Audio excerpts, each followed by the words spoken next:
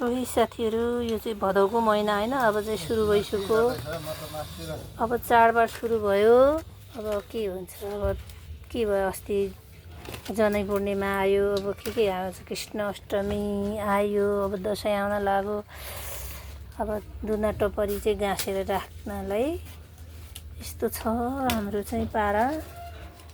बजाइ चाहिँ यसो गरिरहेछन् के गरे बजाइ अब तपाईँलाई हेल्प गर्दैछु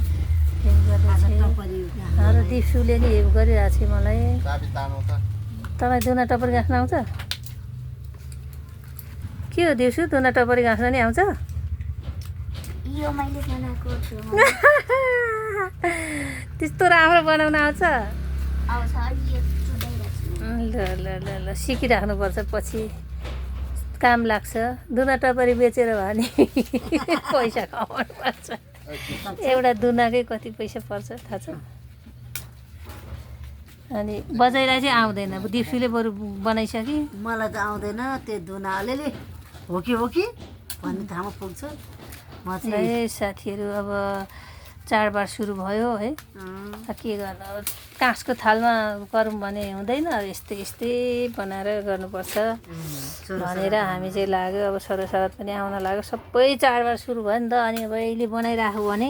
पछिलाई काम दिन्छ गाइजहरू साथीहरू आजको टपरी चाहिँ फिनिस भयो रेडी भइसक्यो हामीले अब त्यसपालिको दसैँ तिहार सबैलाई पुग्ने टपरा गाँसेर खासै राम्रो चाहिँ छैन होइन यस्तै यस्तै यसमा मलाई चाहिँ खसीको मासु एक टपरा दिन्छु भन्ने चाहिँ खसीमा चाहिँ एक टपरा डरै बनाउँदैछु यसलाई चाहिँ फेरि खस्ला दुना टपरा यस्तो छ अब उहिलेको परम्परा अनुसार हामीले यस्तो बनाएका छौँ गाइजहरू अरूलाई त राम्रो राम्रो बोका त गाँस्न आउँछ होला हामीलाई चाहिँ आउँदैन अब सिर्जनाको त यस्तो छ है फेरि